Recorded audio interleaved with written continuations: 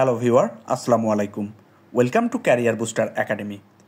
Facebook অথবা ইউটিউবে pay scale নিয়ে যে সকল ভিডিওর মাধ্যমে গুজব অথবা বিভ্রান্তি ছড়ানো হচ্ছে, এ সকল ভিডিও এবং পোস্ট থেকে দূরে থাকুন।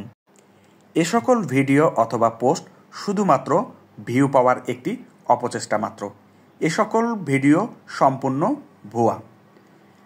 এ সকল ভিডিওতে আপনারা লক্ষ্য করে থাকবেন তারা আই ক্যাচি, অর্থাৎ এই ভিডিও টাইটেলগুলো দেখলেই আপনারা যাতে প্রবেশ করেন এমন ধরনের একটি টাইটেল সিলেক্ট করে, এবং তারা বিভিন্ন সংবাদপত্রের লোগো তাদের ভিডিওর থাম্বনেল হিসাবে ব্যবহার করে, যাতে আপনারা ওই ভিডিওতে ঢুকতে বাধ্য হন।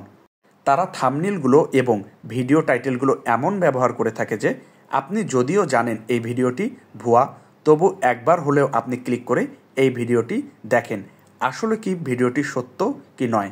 তাদের ভিডিও টাইটেলগুলো হয়ে থাকে এ ধরনের: বিরাট সুখবর, আজই এইমাত্র চূড়ান্ত হলো নবম জাতীয় পে স্কেল, অথবা জুলাইয়ের প্রথম সপ্তাহে 25% বেতন বৃদ্ধি কার্যকর, অথবা হয়ে থাকে দারুণ সুখবর, নবম পে স্কেল প্রকাশের সঠিক তারিখ প্রকাশ, অথবা হয়ে থাকে এমন আসছে বাজেটে নতুন পে স্কেল ঘোষণা হবে।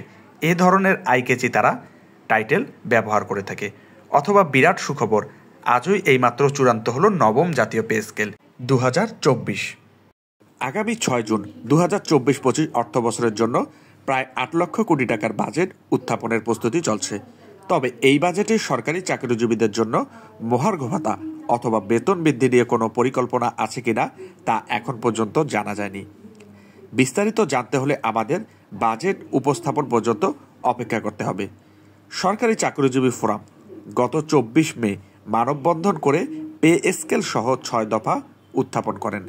এবার দেখার পালা সরকার 11 থেকে 20 গ্রেডের সরকারি চাকরিজীবীদের দুঃখ দুর্দশা অনুধাবন করতে পারে কি না, নাকি আবারও তারা 2023-24 অর্থ বছরের মতো তাদের হতাশায় নিমজ্জিত করে। নবম পে স্কেল সংক্রান্ত সঠিক তথ্য পেতে লাইক, কমেন্ট এবং সাবস্ক্রাইব করতে ভুলবেন না।